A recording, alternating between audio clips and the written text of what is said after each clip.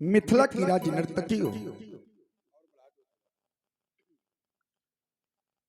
राज दरबार अंतर्गत आज तुम्हारे द्वारा बड़ा ही सुंदर गायन और बड़ा ही सुंदर नृत्य प्रस्तुत किया गया। तुम्हारे नृत्य को देख करके और तुम्हारे गायन को सुन करके ये समस्त राज दरबारी, ये सभी प्रजापुरवासी मंत्र मुग्ध हो गए।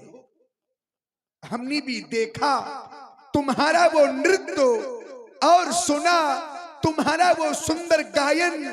तत्पश्चात तो इस निर्णय पर पहुंचे कि तुम मिथिला की ही नहीं, तुम मिथिला की ही नहीं अपितु समस्त आर्यावर्त की एक श्रेष्ठ नर्तिका हो, एक कुशल गायिका हो। धन्य है तुम्हारा जीवन और प्रशंसनीय है यह तुम्हारी कला।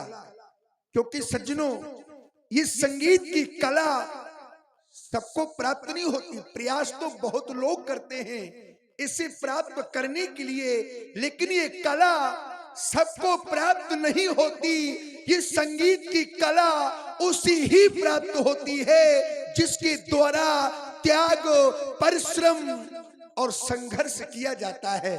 अवश्य तुम्हारे द्वारा वो त्याग किया गया होगा, तुम्हारे द्वारा वो परिश्रम किया गया होगा, तुम्हारे द्वारा वो संघर्ष किया गया होगा, तभी तुम्हें यह श्रेष्ठ संगीत की कला प्राप्त है। क्योंकि सिद्धांत भी कहता है कि जो व्यक्ति अपने जीवन में, ध्यान दीजिएगा, जो व्यक्ति अपने जीवन में संघर्ष से परिचित नहीं होता, कि इतिहास गवाह है, कभी चर्चित नहीं होता। अगर चर्चित होना है तो पहले संघर्ष से परिचित होना पड़ेगा, तभी चर्चित हो पाओगे। क्योंकि जिंदगी जीना आसान नहीं होता और बिना संघर्ष के कोई महान नहीं होता। जब तक ना पड़े पत्थर पर वो हथौड़ी की चोट, तब तक कोई पत्थर भगवान नहीं होता, तब तक कोई पत्थर भगवान नहीं होता।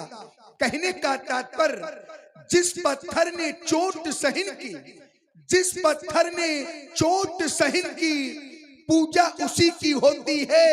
और जिस पत्थर ने चोट सहन नहीं की, परिणामतः वो कंकर कंकर होकर के बिखर जाता है।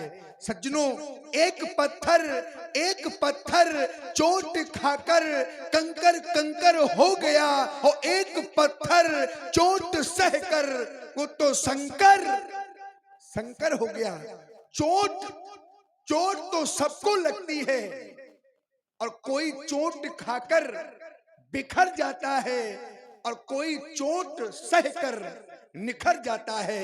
प्रशंसनीय है यह तुम्हारी कला, लेकिन यह समय संगीत का नहीं है, यह समय है कर्म का, और कर्म की वेदिका पर संगीत को बलिदान होना पड़ता है। इसलिए जाकर राज प्रसादों में विश्राम करो। राज सेवक नित्य प्रत की भांति आरती का भव्य थाल सजाओ। आज को पूजन हेतु हमारे साथ में हो।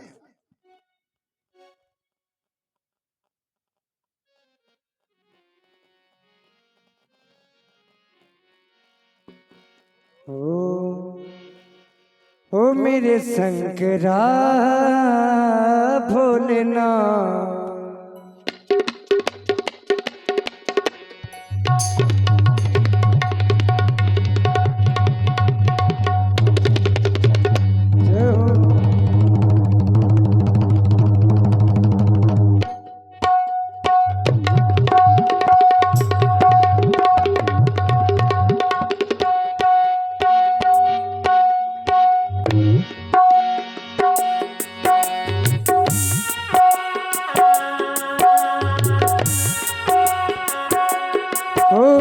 शंकरा भोलेनाथ,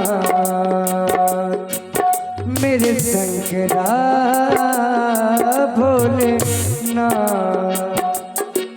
हर नसीब ये भक्तों के, तू करीब है भक्तों के, है नसीब ये भक्तों का, है करीब तू भक्तों के। शंकरा भोलेनाथ, ओ मेरे शंकरा भोलेनाथ, ओ तेरे द्वारे जो भी आया, ओ मन की मुरादें पाया, ओ तेरे द्वारे जो भी आया, मन की मुरादें पाया। शंकरा भोलेनाथ,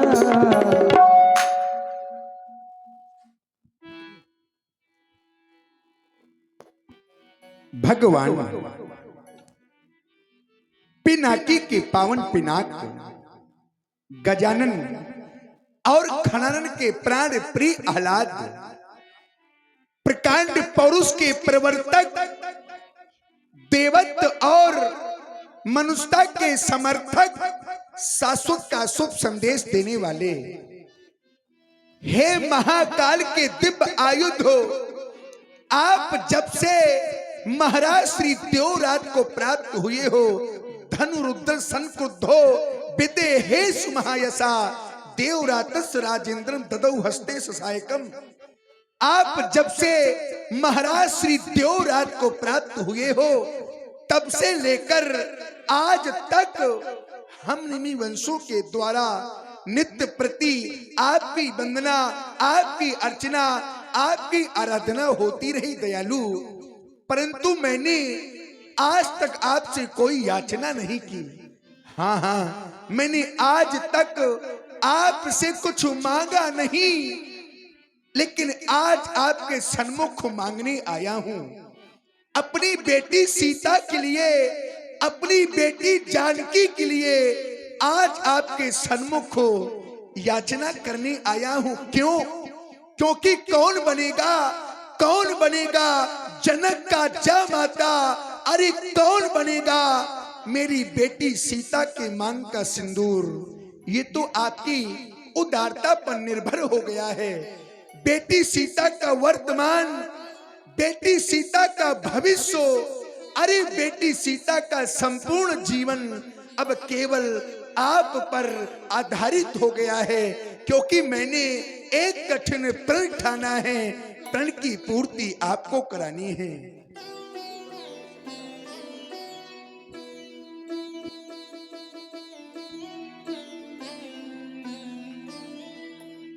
ये कर लिया मैंने कठिन प्रण, क्योंकि सज्जनों कीमत पानी की नहीं, ध्यान दीजिएगा, कीमत पानी की नहीं, कीमत तो प्यास की होती है, कीमत तो मृत्यु की नहीं, कीमत तो श्वास की होती है। यूं तो प्रेम इस संसार में सभी करते हैं, परंतु कीमत प्रेम की नहीं, कीमत तो विश्वास की होती है। मिटा दे हर विपत्ति को, अरे मिटा दे हर विपत्ति को, उसी ही आस कहते हैं। बड़ा मजबूत ये धागा जिसे हम विश्वास कहते हैं, जिसे हम विश्वास कहते हैं। बड़ी ही सुंदर प्रस्तुत महाराज जनक जी के द्वारा आप लोग सुन रहे हैं। भाई प्रभावित हुए हमारे मां महेश्वरी धाम जो भेड़ी से कठिन प्रण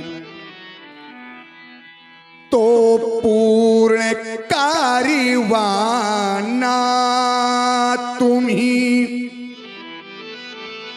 वो मांगे सुनी। बेटी सीता की मांग सुनी है और अब सुनी न रह पावे दयालु, वो मांगे सुनी है सिया की,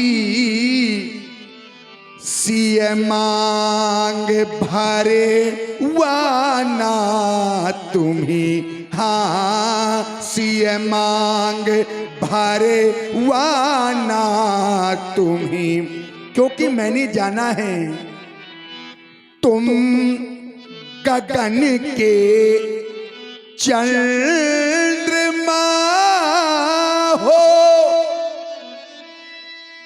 और मैं धरा की धूल हूँ,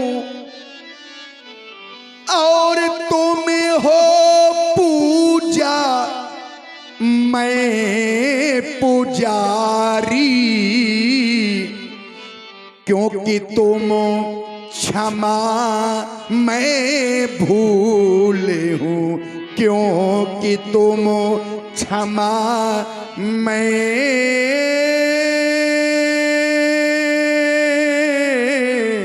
भूल हूँ। आप तो भगवान शंकर के पिनाके हैं। और सज्जनों, भगवान शंकर एक ऐसे देवता हैं जिनके लिए कहा गया आशुतोष तुम औढर दानी। आस माने शीघ्र और तोष माने प्रसन्न होने वाले, अर्थात जो शीघ्र ही प्रसन्न होते हैं। ऐसे भगवान शंकर से ध्यान दीजिएगा, ऐसे भगवान शंकर से कोई लाख मांगता है तो वो करोड़ देते हैं। ऐसे हैं भगवान शंकर, कोई लाख मांगता है तो वो करोड़ देते हैं। अपने भक्त के जीवन को सुख से जोड़ देते हैं। अरे लगा देते हैं किनारे अपनी भक्त की नैया को, जो नैया भगवान शंकर के सहारे छोड़ देते हैं। आज मैं आपकी चौखट में आपसे मांगने आया हूं, तेरी चौखट पे आना मेरा काम था, मेरी बिगड़ी बनाना तेरा काम है, मेरी बिगड़ी बनाना तेरा काम है। छोड़ दी मैंने नैया तेरे नाम पर, अब किनारे लगाना तेरा काम है। हाँ, अब किनारे लगाना तेरा काम है। आप तो एक संत हैं और संत का जीवन केवल परोपकार के लिए होता है।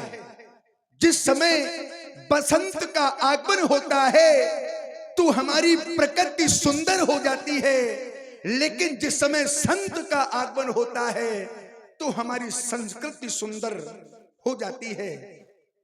संतों के विषय में लिखा गया कि संत उदय संतत सुखकारी और विश्व सुखद जिमि इंदु तुम्हारी। सज्जनों, संसार में ऐसे पांच हैं जिनका जीवन केवल परोपकार के लिए ही हुआ है। संत बिटप सरिता गिरिधरनी परहित हेतु सबन कै करनी। पहले क्रम में है संत और दूसरे क्रम में है बिटप। सज्जनों, बिटप कहते हैं पेड़ को।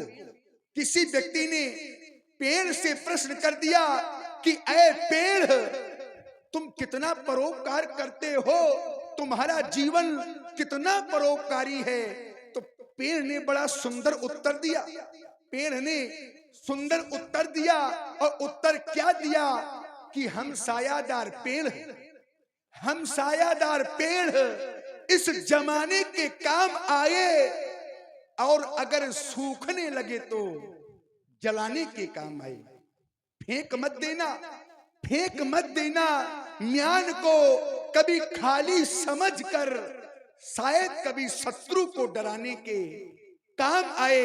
बेच मत देना, क्योंकि समय का कोई भरोसा नहीं है मेरे बंधुओं।